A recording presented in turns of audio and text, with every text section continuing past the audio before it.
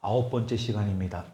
오늘 말씀은 회개하고 돌이키라는 제목으로 오늘 말씀을 증거합니다. 지난주에 우리는 나면서부터 다리를 못 쓰는 자가 베드로와 요한을 통하여 나사렛 예수 그리스도의 이름으로 걷게 된 것을 보았습니다. 이 기적을 본 사람들이 얼마나 놀랐는지 10절 후반절을 보니까 심히 놀랍게 여기며 놀라니라. 놀랍다라는 말을 두 번이나 반복하면서 이 사람들이 그 장면에 그 기적을 보면서 너무나 놀랐던 것들을 우리가 볼 수 있습니다. 그러면서 오늘 11절 말씀을 보니까 이들이 어디에 모여 있는가 봤더니 11절 같이 읽었습니다. 나은 사람이 베드로와 요한을 붙잡으니 모든 백성이 크게 놀라며 달려나가 솔로몬의 행각이라 불리우는 행각에 모이거늘. 솔로몬의 행각에 이들이 모여 있습니다. 근데 이 말씀을 보니까 3장 1절을 보면 이 사람을 성경은 어떻게 말씀하셨냐? 3장 2절에는 나면서부터 못 걷게 된 사람이라고 나옵니다. 그렇죠? 나면서부터 못 걷게 된 이를. 근데 지금 오늘 본문 말씀에는 나은 사람이라고 됩니다. 나면서부터 못 걷게 된 사람이 나사렛 예수 그리스도의 이름으로 이제 나은 사람이 되었다라는 것입니다. 얼마나 큰 축복입니까? 전에는 3장 2절에는 이 사람이 못 걷게 된 사람이었지만 이제는 나은 사람이 되었다. 무엇 때문에요? 바로 나사렛 예수 그리스도의 이름 때문에. 저 여러분들도 이전에는 예수 그리스도를 알지 못했던 사람이지만 이제는 예수 그리스도를 아는 사람으로, 나은 사람으로 이렇게 성경에서 우리에게 말씀하고 있다는 것을 우리가 믿음으로 바라볼 수 있게 원합니다. 이 나은 사람이 어떻게 합니까? 11절 본문 말씀을 보니까 베드로와 요한을 붙잡았다라고 나옵니다. 붙잡았다. 우리는 지금 우리말 성경에는 이렇게 번역이 된 겁니다. 붙잡았다라고 번역이 되어 있어요. 그러나 이 성경의 원어인 헬라어 원어에는 이 붙잡았다라는 말이 어깨에 매달리다라는 말도 있고 등에 기대다라는 말도 있고 등을 껴안다라는 말도 있습니다. 그러니까 조금 더 우리가 이 장면을, 이 단어를 생각하면서 이때 상황을 우리가 상상을 해보면 지금 베드로가 내가 은과금은 없지만 나사렛 예수 그리스도의 이름으로 일어나 걸으라 했잖아요. 그래서 잡아서 일으켰는데 그가 갑자기 벌떡 일어나서 걷고 뛰고 하나님을 찬송하는 겁니다. 근데 지금 기도하는 시간이 되어서 많은 사람들이 지금 성전에 모이고 있는 겁니다. 이 사람이 미문 앞에서 아름다운 문이라는 그런 의미에 따라 있죠. 그 미문 앞에서 이 사람들에게, 많은 사람들에게 동냥을, 구걸을 했던 이 사람이 지금 걷고 뛰고 있는 겁니다. 하루에 3번이나 성전에 나와서 예배드리고 기도했던 이 사람들은 이 장면을 보면서 어떻게 이런 일이 일어날까? 지금 그런 상황에 지금 이 사람을 눈여겨보고 있는 겁니다. 그때 이 나은 사람, 이전에는 나을 때부터 걷지 못했던 사람이지만 이제는 나은 사람이 되었잖아요. 그 나은 사람이 베드로와 요한을 뒤에서 꼭 껴안고 있었다라는 겁니다. 붙들고 있었다. 그러니까 그 말은 뭐예요? 이 사람들이 바로 나를 고쳐주었다라고 하는 거예요.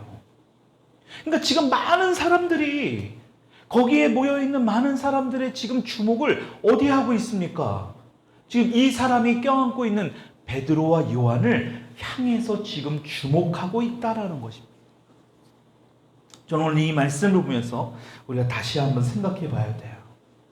우리가 인생을 살아가면서, 우리가 이렇게 삶을 살아가면서 우리 인간은 무언가 붙들고 있을 수밖에 없습니다. 무언가 붙잡고 살아갈 수밖에 없습니다. 근데 문제는 그 붙잡고 있는 것이 무엇인지, 내가 누구를 붙잡고 있는지를 우리가 생각해 봐야 된다라는. 왜냐하면 그것에 따라서 내가 무엇을 붙잡고 내가 어떤 사람을 붙들고 있는지에 따라서 우리 인생이 굉장히 중요하기 때문에 그렇습니다. 여러분, 내가 사기꾼, 뭔가 거짓말하고 나에게 어떤 해를 끼치는 사람을 붙들고 살아가면 여러분, 우리 인생은 잘 될래 잘 될 수가 없습니다. 내가 어떤 허황된 것들, 비진리인 것들, 비본질적인 것들, 여러분 그것들이 마치 진리인 것처럼, 진짜인 것처럼 우리가 그것을 붙들고 살아간다면 나중에는 그것이 얼마나 허황된 것인지 나중에 후회하게 될 것입니다. 여러분, 지금 이 나은 사람도 지금 베드로와 요한을 붙잡지 않고 만약에 다시 동양 그릇, 자기가 어찌 보면 이 많은 사람들에게 동양했던 그 구걸했던 통을 만약에 붙잡았다라면, 여러분, 이 사람의 몸은 지금 치유됐는지 모르지만 이 사람의 영혼이 온전히 구원받지는 못했을 것입니다. 여러분, 근데 이 사람은 지금 베드로와 요한을 붙잡아요. 이 말은 그들을 통해서 역사하시는 나사렛 예수 그리스도를 지금 이 나은 사람은 몸도 치유됐지만 이 사람은 자신의 영혼도 너무나 중요하다는 것을 아니까 지금 베드로와 요한을 붙드는 거예요. 여러분들은 지금 누구를 붙들고 있느냐? 내가 오늘 하루아침에 시작에 성경의 말씀을 붙들고 있느냐? 내가 정말 나를 구원도 하지 못할, 나를 지켜주지도 못할 어떤 그 사람의 내가 착각 가운데 여러분들이 붙들고 있는가?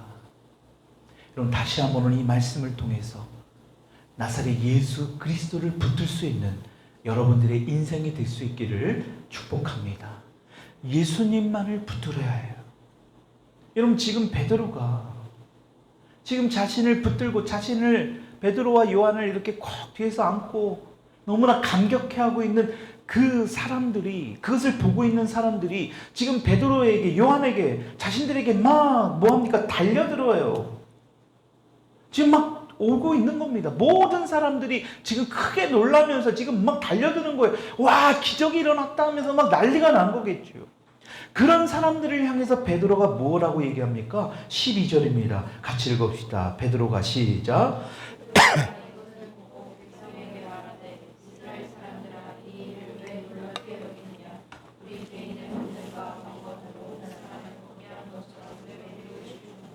지금 베드로가 두 가지 질문을 합니다. 자신을 향해 달려오는 사람에게 왜 이 일을 너희들은 놀랍게 여기느냐? 아니, 하나님이 하셨는데, 하나님은 머리카락도 삼베드시고 죽은 자도 살리시는 분인데 뭐가 이렇게 놀라냐? 우리에게는 사람들이 볼 땐 기적이지만 하나님이 보실 때는 이건 아무것도 아니다. 이게 왜 그렇게 놀랄 일이냐? 지금 베드로가 담대하게 이야기합니다. 그러면서 뭐라고 해요? 아주 중요한 얘기를 합니다. 왜 우리를 주목하느냐?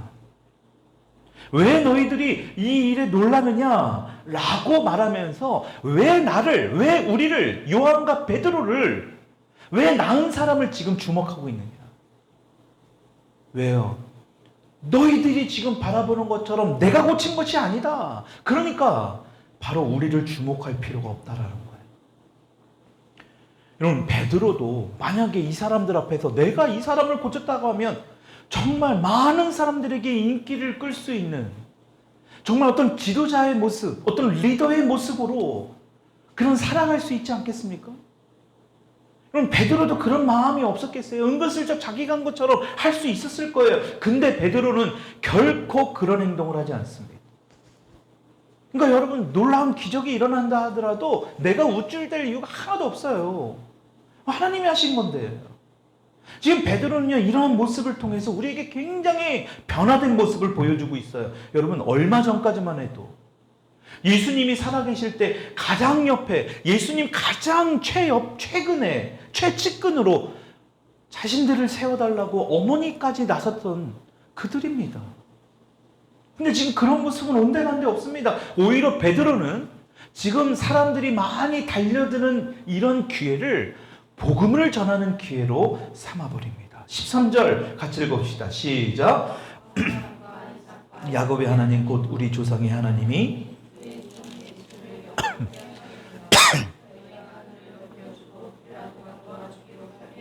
너희가 그 앞에서 여러분 보시죠. 아브라함과 이삭과 야곱의 하나님. 여러분, 지금 이곳에 많은 유대인들이 모였다 그랬잖아요. 그렇죠? 하나님께서 유대인들, 이스라엘 백성들과 언약을 맺을 때 아브라함의 하나님, 이삭의 하나님, 야곱의 하나님이라고 그랬습니다. 지금 다시 말하면 이들과 하나님과의 언약했던 그 하나님임을 다시 언급합니다. 여러분, 그러면서 지금 예수님이 죽으시고 부활하시고 하늘로 올라가셨어요. 근데 여기 많이 모여있는 유대인들은 그걸 몰라요. 이들은 지금 십자가에서 죽은 것밖에 모릅니다. 그러니까 이 유대인들도 이미 소문을 통해서 다 알고 있습니다. 예수라는 사람이, 자칭 자신이 메시아라고 했던 사람이 십자가에서 처참하게 죽었다. 많은 유대인들이 지금 알고 있는 겁니다. 그 유대인들이 지금 시간이 되어서 성전에 있었던 거예요. 그 십자가 사건을 알고 있는 그 유대인에게 베드로가 지금 돌직구를 날리는 거예요. 다시 말하면 직면하고 있는 겁니다. 우회하지 아니하고 정면으로 지금 너희들이 한 일이 무엇인가를 이야기하는 거예요. 그러면서 서두에 아브라함과 이삭과 야곱의 하나님을 언급하면서 하나님과 너희들의 그런 그 언약 관계, 너희들을 하나님이 특별히 택하셨다라는 것을 시작으로 지금 말씀을 전하는 거예요. 무슨 말씀을 전해요? 하나님께서 바로 그런 하나님, 아브라함과 이삭과 야곱의 하나님, 그 하나님이 예수를 보내셨다는 거예요. 근데 너희들이 진짜 살인자인 바라바를 죽이지 아니하고 예수를 죽이라고 너희들이 했다라는 거예요. 그러니까 다른 거 필요 없이 너희들이 지금 예수를 죽였다라는 거예요. 그런데 중요한 것은 너희들이 죽인 예수를 하나님께서 다시 살리셨다라는 거예요. 다시 살아나셨다라는 겁니다. 얼마나 충격적인 발언입니까? 지금 여기 모인 많은 사람들은 얼핏 들었을 거예요. 왜? 예수님이 부활하셨대. 분명히 그 주변에 많은 이 사실이 들렸거든요. 근데 그들이 눈으로 직접 보지 못했고 들었던 사람들, 그러니까 막 긴가민가한 사람들도 있고 그 중에는 전혀 들어보지도 못했던 사람들도 있을 거예요. 아니면 아예 믿고 싶지도 않았던 사람들도 있을 것입니다. 근데 베드로가 완전히 이 상황에서 더 한 방 먹이는 중요한 말을 합니다. 바로 뭡니까? 더 중요한 것은 바로 뭐냐? 15절 후반절에 보니까 우리가 이 일의 증인이라. 여러분, 증인이 됐다라는 말을 지금 공공연한 장소에서, 공적인 장소에서 이야기하는 거예요. 증인은 함부로 할 수 없습니다. 잘못되면 진짜 죽을 수도 있는 겁니다. 근데 내가 증인이 되겠다라는 거예요. 여러분, 이 장면을 잘 보면 지금 예수를 죽였으니까 너희들도 죽여야 된다. 너희들도 죽어야 돼. 여러분, 그 말이 아니에요. 오히려 지금 이러한 예수님이 죽으시고 하나님이 다시 살리셨다라는 것을 지금 베드로를 통해 많은 사람들이 지금 듣게 하고 계시다라는 거예요. 여러분, 다시 말하면 하나님께서는 예수님을 죽인 이들에게도 기회를 주시는 거예요. 뭐를 주셨다고요? 기회를 주고 있는 거예요. 누구를 통해서? 바로 증인들을 통해서예요. 굉장하지 않습니까? 여러분, 그러니까 우리 증인들이 확실한 베드로와 같은 이런 믿음이 없으면 오히려 세상 사람들에게 먹혀요. 그 사람들의 논리에, 그 사람들의 이론에, 그 사람들의 어떤 사고의 가치관에 우리가 먹혀버립니다. 우리가 점령당해요. 그러니까 여러분, 하나님을 인격적으로 만나는 게 너무너무 중요해요. 하나님은 영이시기 때문에 저와 여러분들 가운데 영이 있거든요. 그 영과 영의 만남을 이루어 나가야 됩니다. 여러분, 그 인격적인 만남 베드로가 한 거예요. 바로 뭡니까? 성령이 역사하니까, 바람같이 불같이 역사하니까요. 베드로 안에 있는 영이 성령으로 충만하니까 자신이 증인이라고 담대하게 이곳에서 말하는 겁니다. 굉장하지 않습니까? 여러분, 이러한 주님과의 만남의 시간이 필요하다라는 거예요. 베드로는 이러한 만남의 시간을 확신했습니다. 너무나 충만하게, 너무나 뜨겁게, 너무나 깊이 지금 만남의 시간을 가진 거예요. 그러니까 담대하게 이곳에서 그 많은 사람들 앞에서 예수님이 죽으시고 부활하셨다는 것을, 다시 살아났다는 사실을 지금 담대하게 지금 믿음으로 선포하는 겁니다. 그리고 내가 그것의 증인이다. 다시 말하지만 증인은요, 그것이 거짓으로 밝혀졌을 때는 죽는 거예요. 그래서 우리가 증인이잖아요. 믿음의 증인들입니다. 우리 그 믿음의 증인들이 확실해야지 우리가 그것을 증인이라 할 수 있는 거잖아요. 그렇죠? 그러니까 우리 자신도 확실하지 못하면 증인으로 살아갈 수 없는 겁니다. 예수 믿는다는 말을 못하는 거예요. 믿지 못하는 사람들 앞에서 담대하게 말 못하는 거예요. 눈치 보는 겁니다. 많은 사람들 앞에서 기도하고 밥 먹는 게 힘든 거예요. 부끄러운 거예요. 왜요? 증인된 삶을 살아가지 못하니까요. 다시 말하면 확실한 증인의 모습으로 우리가 살지 못하니까요. 여러분, 그런데 베드로의 모습을 보십시오. 16절 읽어봅시다. 그 이름을 시작. 너희가 보고 아는 이 사람을 성하게 하였나니 예수로 말미암아 난 믿음이 이 너희 모든 사람 앞에서 이같이 완전하게. 여러분 잘 보십시오. 베드로가요, 지금 예수로 말미암아 난 믿음, 예수로 말미암아 난 믿음이라고 확실합니다. 지금 이 사람들은 지금 태어날 때부터 걷지 못했던 이 사람이 지금 치유가 일어난 기적적인 사건에만 포커스를 맞추는데, 베드로는 지금 어떡합니까? 예수로 말미암아 난 믿음이 이를 완전하게 낫게 하였다라는 거예요. 그러니까 너희들이 바라보고 있는 어떤 이 기적 같은 일의 가장 중요한 사실이 뭐냐? 한번 따라합시다. 예수로 말미암아 난 믿음. 이것이 중요하다라는 거예요. 예수로 말미암아 난 믿음이라는 거예요. 우리가 예배를 드리고 있지만 예수로 말미암아 난 믿음이 없으면 헛된 겁니다. 허상이에요. 그냥 동호회인 거예요. 그건 교회가 아닙니다. 교회는 예수로 말미암아 난 믿음의 사람들이 모인 곳입니다. 그리고 그것을 증거하는 것이고, 예수로 말미암아 난 믿음의 사람들이 빛과 소금의 역할을 감당하는 일을. 여러분, 그것이 바로 교회예요. 세상 사람들도 믿습니다. 여러분들은 누구를 믿습니까? 예수로 말미암아 난 믿음, 그 믿음으로 살아가고 있느냐? 아니면 세상 사람들처럼 자신을 믿고 있는가? 세상을 믿고 있는가? 권력을 가진 사람을 믿고 있는가? 돈 많이 가진 사람을 믿고 있는가? 세상 사람도 믿음이 있어요. 세상 사람들에게도 그런 믿음이 있으니까요, 그 믿음을 하늘의 우주에 이 세상의 것들을 끌어당깁니다. 그 믿음으로 하거든요. 그들은 명상을 해요.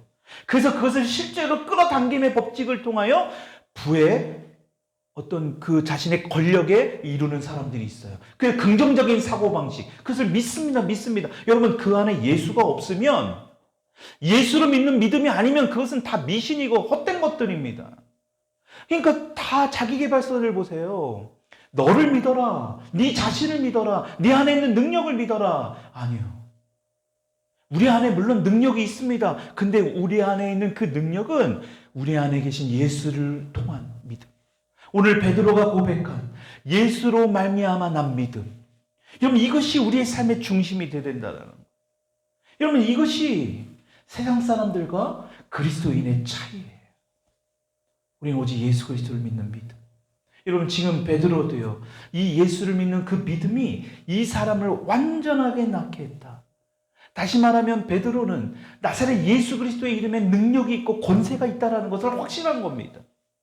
지금 자신들에게 역사하고 있는 이 성령님도 예수님께서 이미 약속하셨잖아요. 이미 말씀하셨어요. 그 증거가 되니까 그 예수님의 이름에 권세와 능력이 있음을 지금 많은 사람들 앞에서 선포하고 있는 겁니다. 여러분, 그리고 또 하나, 나면서부터 다리를 쓰지 못했던 이 사람도 믿음이 있었다라는 거예요. 근데 우리가 지난주에 봤던 성경 어디에도 이 사람의 믿음이 있었다라는 말은 보이진 않아요. 여러분, 그것을 통해서 우리가 무엇을 할 수 있습니까? 베드로와 요한의 믿음은 이 사람에게는 없었지만, 아무리 적은 믿음, 아무리 작은 믿음, 겨자씨 하나만한 믿음. 여러분, 겨자씨는 눈에 보이지 않을 정도의 아주 적은 믿음입니다. 여러분, 예수님이 뭐라고 말씀하십니까? 그 겨자씨 하나만한 믿음만 있더라도 이 산을 저 산으로 옮길 수 있는 놀라운 기적을 일으킬 수 있다고 하잖아요. 여러분, 그러한 믿음.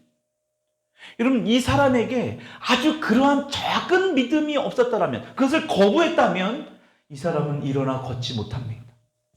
나사렛 예수 그리스도의 이름으로 일어나 걸으라 했을 때 이 사람에게는 아주 그러한 겨자씨 하나만큼의 그 믿음이 이 사람이 있었던 거예요. 그러니까 그러한 기적의 주인공이 바로 이 사람이 될 수 있었다라는 것입니다. 그러니까 베드로는요, 그것을 아는 거예요.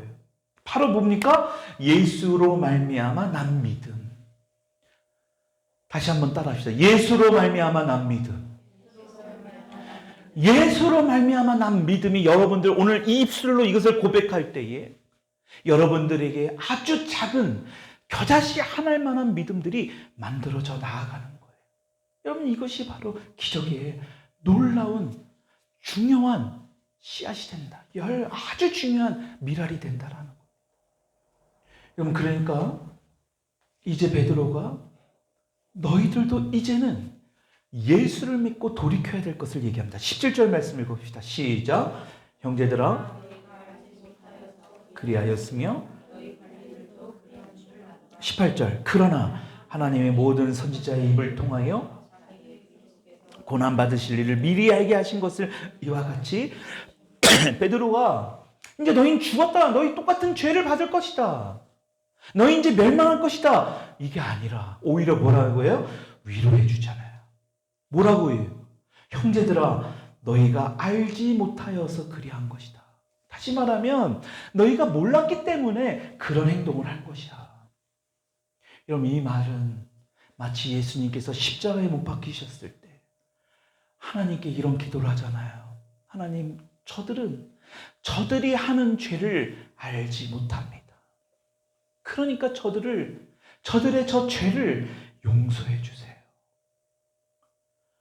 여러분, 이게 지금 아무 죄가 없으신 예수님이 십자가에서 하신 말씀이잖아요. 아무 죄도 없는 예수님이 채찍질에 맞으시면서 저들의 죄를 용서해 달라고 말씀하신 예수님의 메시지예요. 지금 베드로가 지금 이들에게 똑같이 이러한 어떤 뉘앙스의 이야기를 하는 겁니다. 왜 이들이 알지 못했냐라는 것.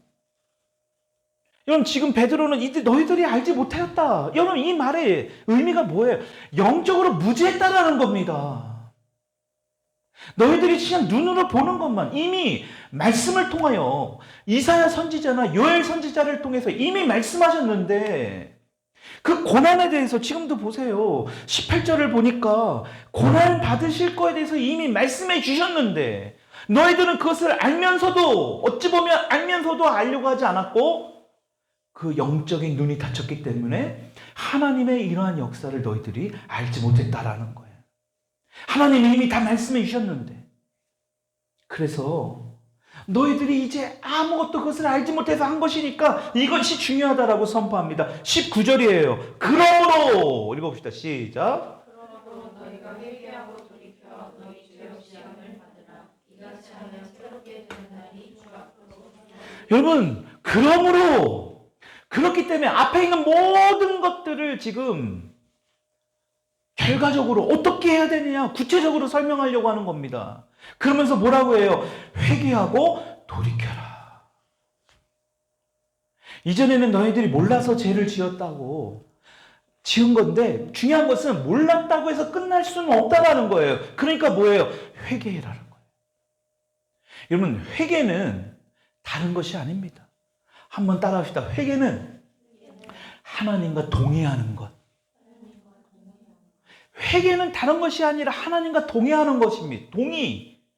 하나님, 예, 그렇습니다. 하나님이 죄라고 말씀하시면 예, 그것이 죄입니다. 동의하는 거예요. 토를 달지 않고. 하나님이 죄라고 했는데 아니요, 하나님, 세상 사람들은 다 저렇게 하는데요.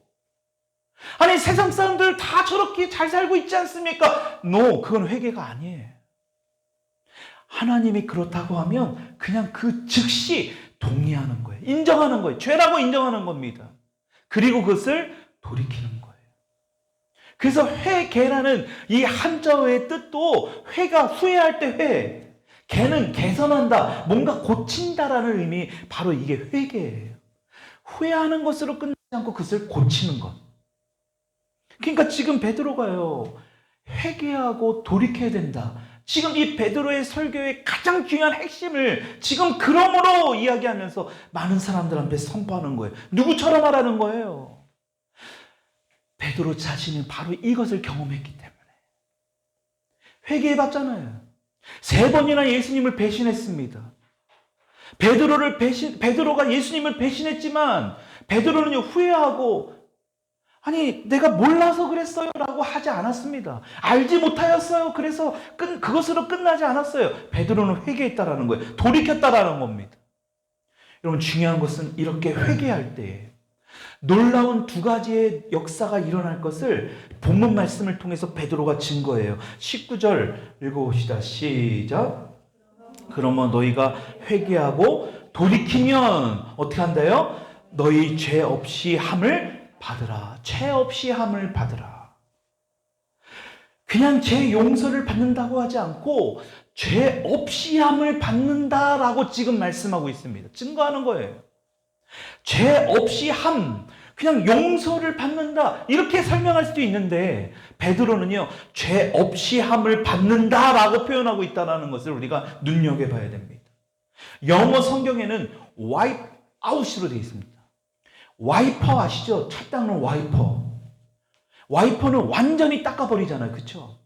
와이프 아웃이라는 뜻은 뭐냐? 완전히 다 쓸려가 버린다. 홍수가 닥쳤을 때 다 쓸려가는 것처럼 우리의 죄가 다 쓸려나간다는 뜻이 바로 와이프 아웃이에요.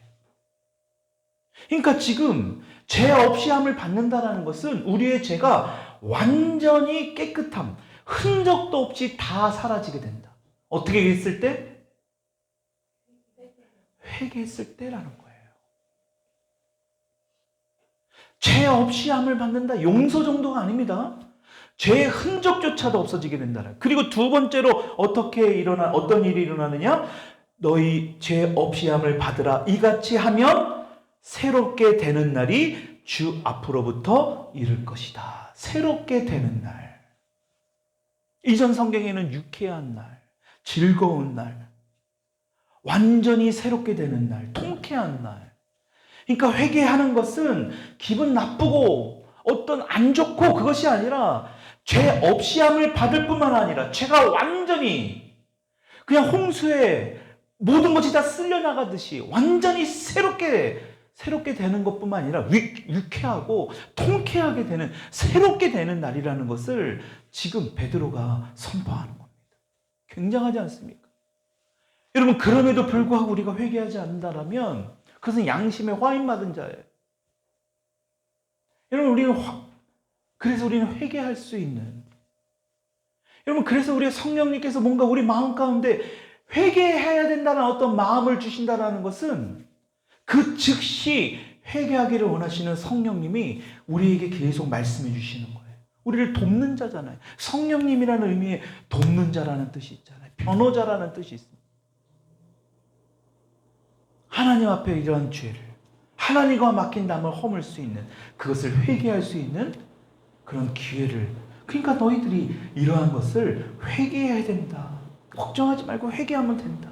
그러면서 이들에게 이것을 다시 한번 언급합니다. 20절 말씀 읽어봅시다. 시작. 또 주께서 너희를 위하여 예정하신 그리스도 예수를 보내시니 21절 하나님이 영원전부터 거룩한 선지자들의 입을 통하여 말씀하신 바 만물을 회복하실 때까지는 하늘이 마땅히 그를 한번 보십시오. 여기 보시면 예정하신 그리스도. 여러분 예정하신 그리스도. 하나님은 우리 구원을 결코 즉흥적으로 그냥 아무 때나 하신 게 아니에요. 아주 오래전부터 계획하고 계셨다는 거예요. 창세전부터. 모든 것이 창조되기 전부터 저와 여러분들을 구원하시려고 계획하셨다라는 것. 여러분 이 사실이 사실 우리의 머리로는 이해가 되지 않습니다. 쉽게 이해가 안 돼요. 어떻게 우리가 생기기 전부터 이 세상을 창조하기 전부터 구원 전 이 모든 것을 우리를 구원하시려고 계획하셨는가? 여러분 그래서 하나님이 되시는 거예요. 저와 여러분들의 머리로 이것을 다 이해할 수 있다면 그것은 하나님의 역사가 아닙니다. 하나님은 아주 오래전부터 계획하시고 그 준비하시고 그것을 지금 때가 돼서 예수님을 보내셨다라는 거예요. 그러니까 하나님의 구원에는 실수가 없다라는 것. 그러니까 성경을 보면 창세전부터 우리를 택하시고 우리를 지으시고 라는 말씀이 많이 나옵니다. 여러분 등장이에요. 여러분 정말 그렇습니다. 여러분들 중에 잘 안 믿겨주는 분들이 있겠지만 여러분 그것을 믿든 안 믿든 그건 사실이에요. 여러분 그렇다면 왜 지금 이 시간에 2025년도 8월 둘째 주일에 지금 12시가 됐거든요. 지금 11시 주일 예배에 여러분들이 이 자리에 앉아 있느냐라는 거예요. 예수님의 피값으로 세우신 이 교회에 여러분들이 앉아서 여러분들의 입술로 하나님을 찬양하고 예수님을 찬양하며 성령님을 찬양하는 그곳에 여러분들이 있느냐라는 거예요. 여러분, 이것의 계획이 하나님은 다 있으셨다라는 거예요. 하나님의 구원의 계획이 있으셨기 때문에 오늘 저와 여러분들이 이 자리에서 저는 말씀을 증거하는 것이고, 여러분들은 그 말씀을 들으면서 아멘으로 화답하면서, 아, 그렇구나, 나를 이렇게 태초전부터 계획하시고 내가 이렇게 하나님을 찬양하고 예배할 수 있는 것이 그냥 이렇게 만들어진 것이 아니구나 라는 것을 아는 거예요. 여러분, 그것을 알아갈 때 하나님은 어떨까요? 너무너무나 기쁜 거예요.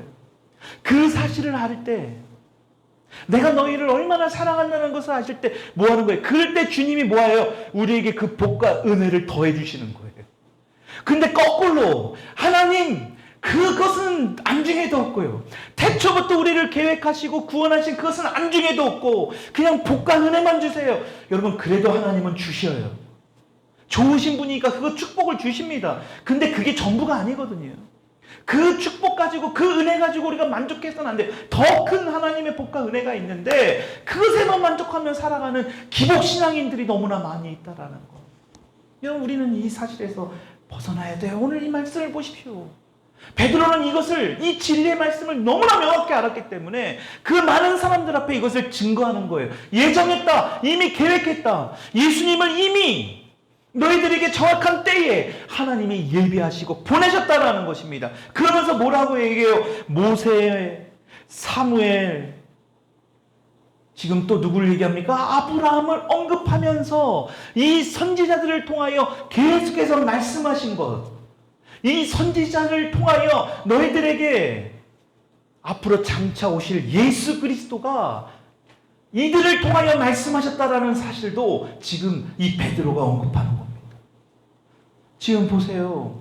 지금 모세가 말하되, 22절 말씀을 봅시다. 시작. 모세가 말하되 주 하나님이 너희를 위하여 너희 형제 가운데 나 같은 선지자 하나를 세울 것이니, 나 같은 선지자 하나. 여러분, 신명기 18장에 이 말씀이 나와요.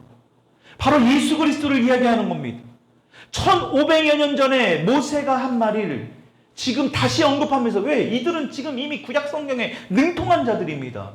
그러니까 베드로가 그 말씀을 정확히 딱 꺼내놔가지고 신명기 18장의 말씀을 인용하면서 그 바로 나 같은 선지자 하나를 세울 것, 그분이 바로 예수 그리스도다. 지금 이 밖에도 사무엘 때 이런 다윗을 이야기하는 겁니다. 그러면서 또 아브라함과 연결시키면서 지금 베드로가 설교하고 있는 거예요. 그러면서 마지막 26절의 말씀을 볼까요? 시작. 하나님이 그 종을 세워 복 주시려고 너에게 먼저 보내사 너희로 하여금 돌이켜 각각 그 악함을 버리게 하셨느니라. 다시 말해, 악함을 버리게 하셨다. 여러분, 회개하고 예수를 믿으라고 하는 거예요. 돌이키면, 야, 너희들이 몰라서 그런 거니까, 너희가 알지 못해서 그런 거니까, 너희가 지금 아직 예수님을 잘 알지 못해서 그런 거니까, 여러분, 괜찮다. 그런데 그것으로 끝내지 말고 돌이켜라는 거예요. 회개하라는 거예요. 여러분, 그렇게 될 때 이 베드로는요, 너희들이 아브라함의 하나님, 이삭의 하나님, 야곱의 하나님, 그 약속하셨던 하나님의 그 놀라운 복, 너희들을 택하고 너희를 통하여 이 열방을 하나님의 나라로 너희들을 사용하시고 너희들이 세계의 으뜸이 되는 아주 귀한 민족으로 세우셨던 그 너희들을 하나님은 기억하고 계시다라는 거. 여러분, 그 말은 이스라엘 백성들에게만 국한되어 있는 게 아닙니다. 바로 저와 여러분들에게도, 저와 여러분들의 가정에도, 여러분들의 교회에도, 여러분들이 하는 모든 것 위에도 이 말씀이 유효한 거예요. 여러분, 이 말씀을 우리가 믿음으로 받아들일 때, 다시 말하면 예수로 말미암아 난 믿음으로 우리가 살아갈 때에 우리의 삶 가운데 어떠한 잘못된 일들을 우리가 경험할 때 회개할 수 있는 거예요. 정죄당하지 아니하고 이 죄가 주님 앞에서 용서받을 수 있을까? No, 그런 걱정은 하지 않아도 상관없습니다. 우리 주님은 이미 다 뭐라고, 여러분, 여기에서 나오잖아요. 죄 없이 함을 받으라. 눈과 같이 완전히 녹게 되는 그 죄사함. 그러면서 뭐예요? 새롭게 되는 날, 통쾌하고 유쾌한 날이 될 것이다라는 것을 이 베드로는 지금 그 많은 사람들 앞에서 믿음으로 선포하고 있는 겁니다. 여러분, 우리가 이러한 모습으로 살아가기를 축복합니다. 어떠한 죄 가운데 거한다면 이제는 주님 앞에 나와 회개해야 합니다. 돌이켜야 됩니다. 여러분, 그래서 오늘 이 말씀의 메시지의 제목도 회개하고 돌이키라는 거예요. 사도행전 9번째 시간, 이 강해의 9번째 시간에 중요한 부분이 바로 이 회개하고 돌이키라. 근데 오늘날의 이 세상은 회개하고 돌이키기에는 너무나 우리가 빠져있는, 너무나 우리가 좋아하는 이 세상이 있다 보니까. 여러분, 그래서 예수님이 우리에게 말씀하는 거예요. 예수님이 따라가는 그 길은 좁은 길이에요. 쉬운 길이 아닙니다. 그 십자가에 이른 길은 넓은 길이 아니라고 예수님이 말씀하셨던 거예요.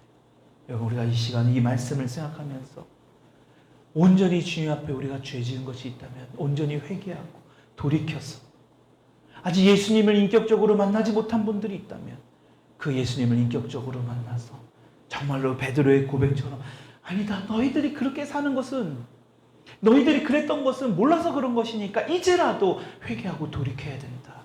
오늘 이 메시지를 여러분들의 삶에서 적용하면서 온전히 회개하고 주님 앞에 돌이킬 수 있는 저와 여러분들이 될 수 있기를 주님의 이름으로 축원드립니다. 우리